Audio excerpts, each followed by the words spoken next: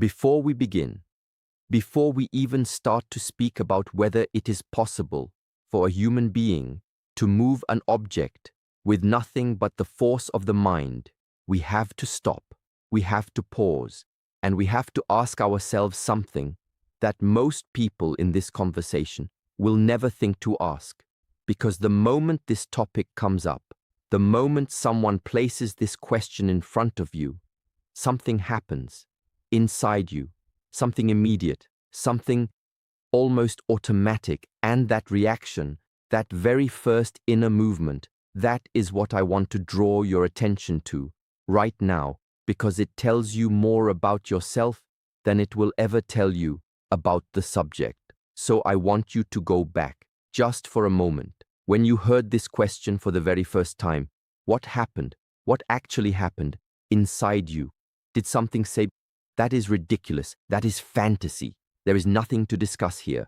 Or did something lean forward? Did something become curious, become quietly excited, as if some dormant part of you had been waiting for exactly this? Most people, if they are truly honest with themselves, will recognize that they did not receive this question neutrally. They responded to it. They reacted. And the direction of that reaction, whether it moved toward dismissal or toward fascination, was already decided.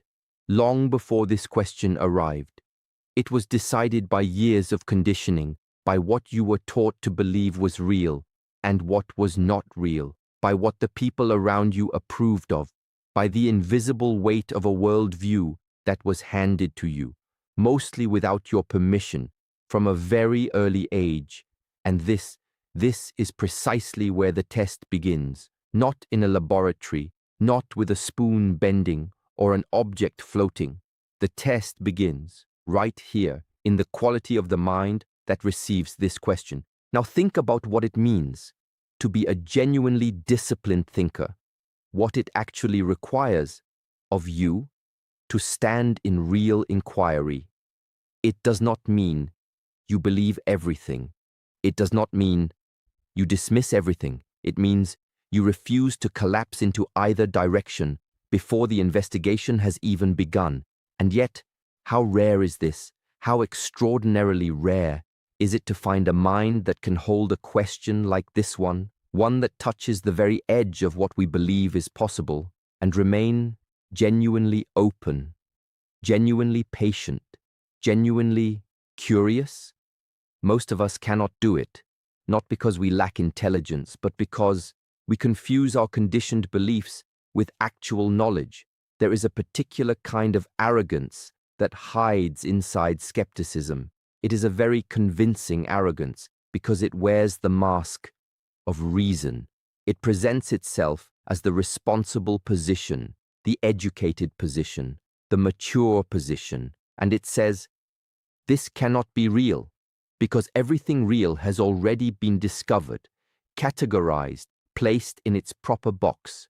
The limits of my understanding are the limits of what exists, and since I have never seen evidence of this, there is no evidence to find. This is not skepticism. True skepticism holds open questions. Open. This kind of thinking closes them, and then congratulates itself for doing so. But let me also say clearly, the believer is not off the hook, because there is an equally powerful trap. On the other side, the person who immediately lights up at this question, who says, yes, of course, I have always known there was more to human potential than we are permitted to admit, this person must also examine their response, because longing is not evidence. Desire is not proof. The wish for something extraordinary to be true does not make it true. And the mind that desperately wants to believe in hidden powers, in expanded capability, in phenomena that would validate some feeling of inner specialness, that mind is just as clouded as the one that dismisses out of habit. It is simply clouded in a different direction. So the question is not yet, can some people move objects with their mind? The question, the real question, The foundational question is this: what is the condition of the mind that is about to investigate this? Is it clear? Is it patient? Is it honest enough to follow the evidence wherever it leads, even if that destination is uncomfortable, even if it confirms what you did not want to believe, even if it overturns what you were absolutely certain was true? I want you to consider something. In the history of human knowledge, some of the most significant shifts in understanding came from people who were willing to ask the question that everyone around them had already decided was not worth asking. People who refused to accept that the map already drawn was the final map. People who stood at the edge of established knowledge and chose to keep walking rather than stop. Not because they were reckless, not because they were naive, but because they understood something fundamental about the nature of inquiry, that it is an ongoing process, not a destination, that every answer is also a doorway. There is a principle in serious contemplative training that speaks directly to this. Do not accept what you are told simply because of who tells it. Do not reject it simply because it is unfamiliar or uncomfortable.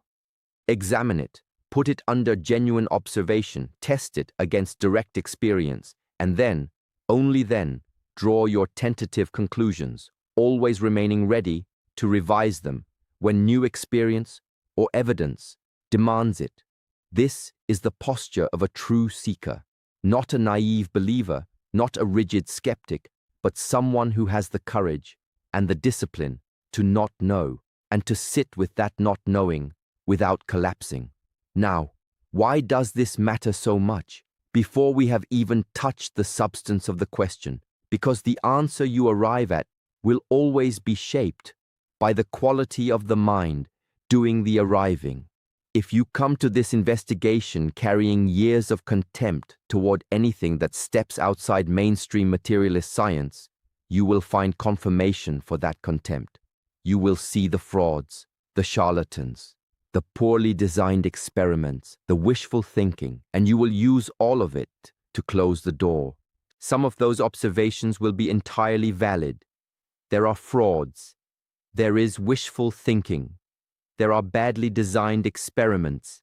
But the presence of fraud does not prove the absence of the genuine.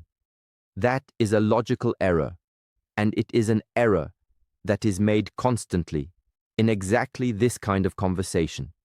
Equally, if you come to this investigation hungry for proof of something you already believe, you will find that proof. You will see the compelling cases, the credible testimonies, the moments that seem to defy explanation, and you will build a tower of conviction on what may, upon closer examination, be sand.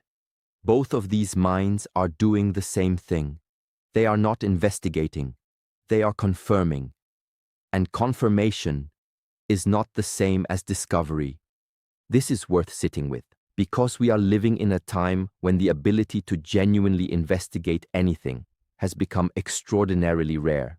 We live surrounded by systems, media, platforms, institutions, cultural narratives that are remarkably good at pre-answering questions for us. Before you have sat with a question, before you have let it breathe inside you, before you have turned it over slowly and felt its actual weight, the answer has already been delivered, from above, from around, from within the invisible current of collective assumption, and most of us receive that pre-packaged answer and call it our own. We call it our opinion. We call it our conclusion, when actually it is simply the downstream effect of what we were exposed to most frequently and most persuasively. To ask this question properly, can some people move objects with their mind? You must first reclaim the territory of your own thinking.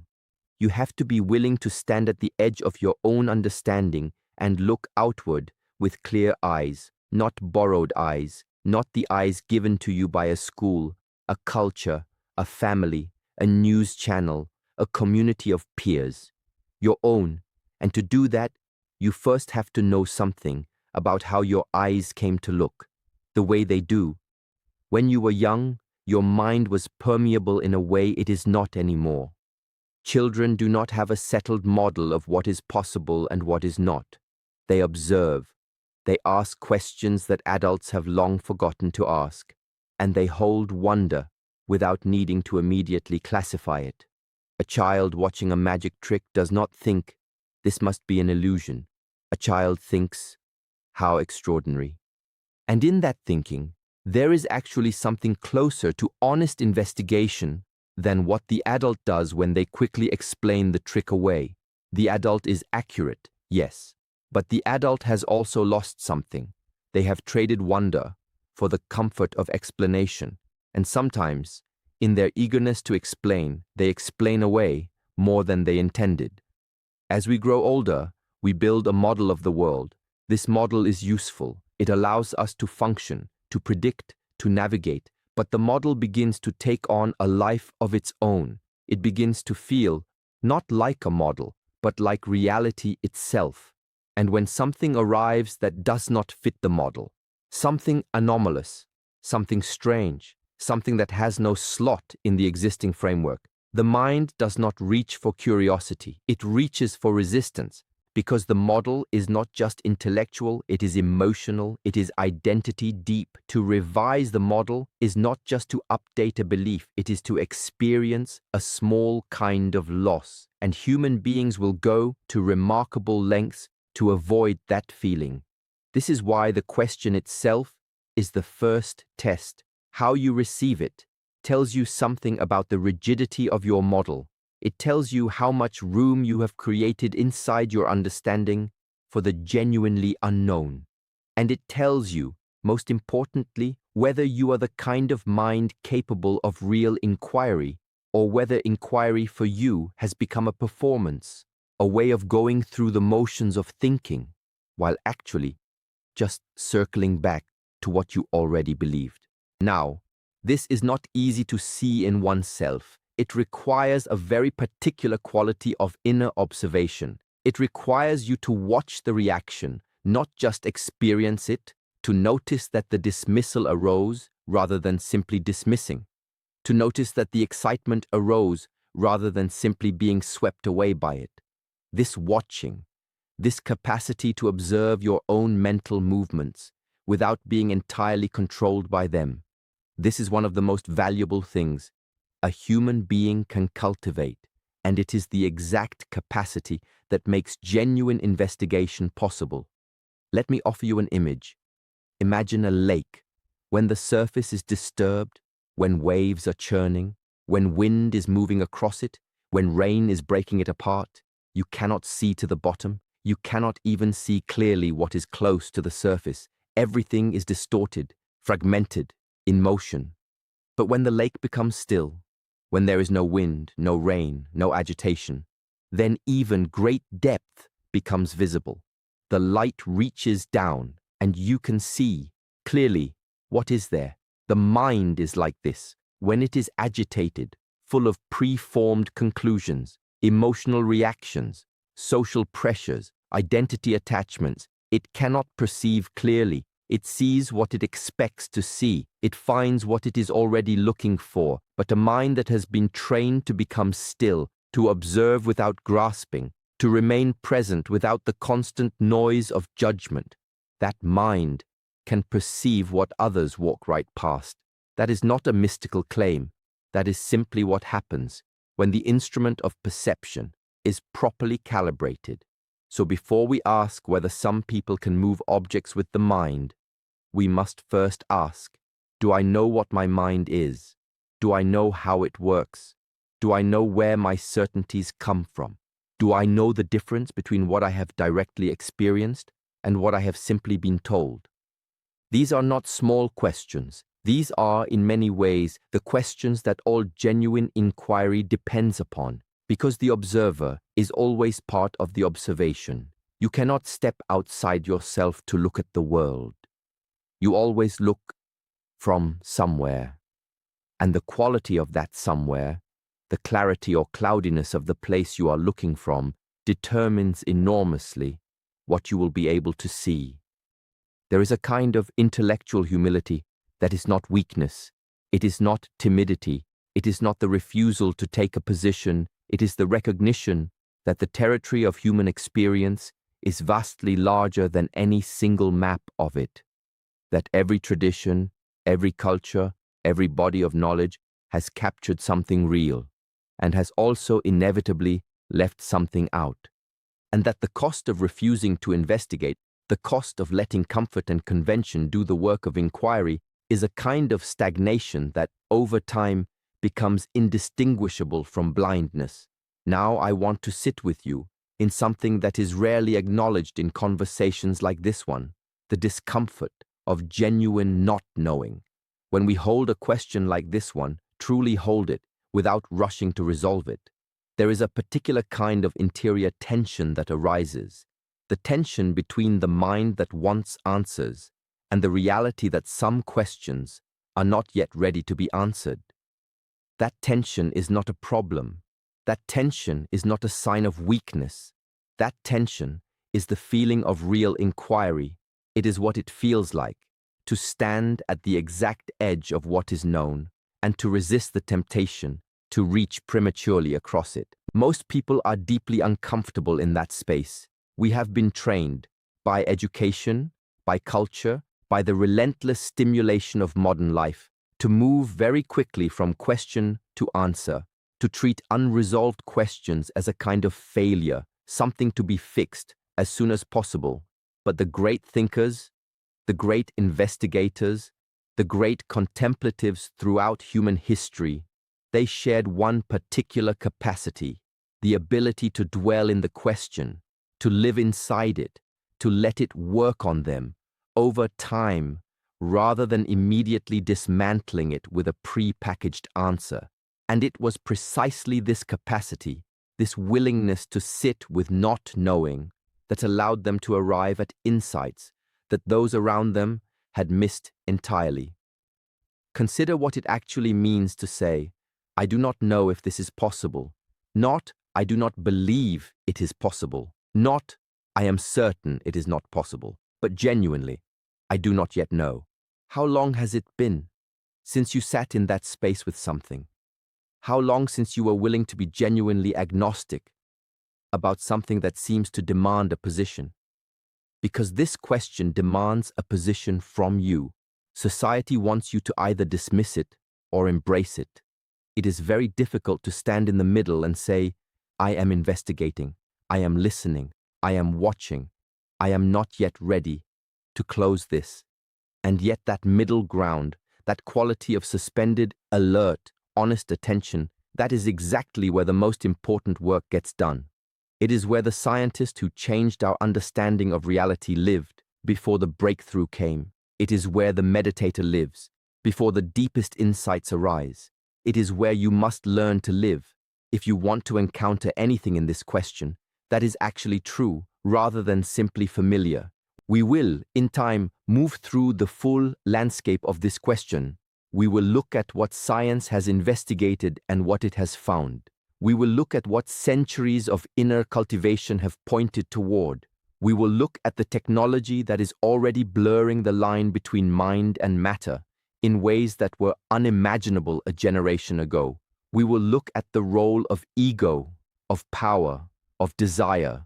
We will look at what it means to develop the inner life so deeply that the outer world begins to reflect it in unexpected ways. All of that is ahead, but none of it matters. None of it can be properly received unless we have first done this work. This foundational work of examining the quality of the mind that is asking the question, unless we have paused, looked inward, and asked with genuine honesty, am I ready to actually not know? Am I capable of following this inquiry wherever it leads, even if that means sitting with discomfort, revising deeply held assumptions, or acknowledging that what I was so certain about was perhaps not as solid as it felt? Because that is what this is really asking of you. It is not asking you to believe in telekinesis. It is not asking you to abandon rational thought. It is asking you to be rigorous enough, truly rigorous, not just performatively skeptical, to hold the question open until it has been properly examined. That is harder than it sounds. It requires something from you. It requires the discipline to sit at the edge of what you know and not immediately reach for the comfort of a conclusion. And the first step toward that, the very first, is simply to notice. To notice what happened inside you when the question was asked. To observe that reaction with gentleness, with honesty, and without judgment. And then, having seen it clearly, to set it aside, not permanently, not to pretend it is not there, but to place it to one side so that you can walk forward with a little more space, a little more openness, a little more of that quality that all genuine inquiry requires and that we so rarely allow ourselves, the willingness to be surprised. So I will ask you one more time, before we move forward into everything else this conversation holds. Sit with the original question, not with your answer to it, not with your opinion about it, just with the question itself, and notice what it stirs in you. Notice the movements, the judgments, the hopes, the resistances. See them clearly, and then, for just a moment, let them settle, the way a snow globe settles, when you stop shaking it. Let the interior become still enough that you can actually begin to see what is there, because from that stillness, and only from that stillness, is genuine discovery ever possible. The question is not yet answered, but the investigation has already revealed something. It has revealed you, and that, in any serious inquiry, is always where the most important discoveries are made. The one who masters the mind first will never run out of questions to ask.